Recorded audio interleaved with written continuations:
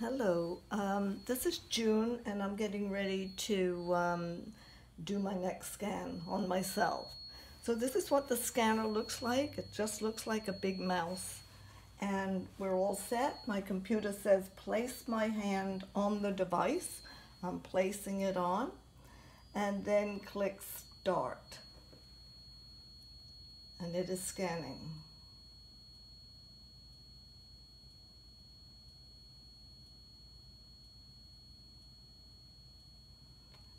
And that's it.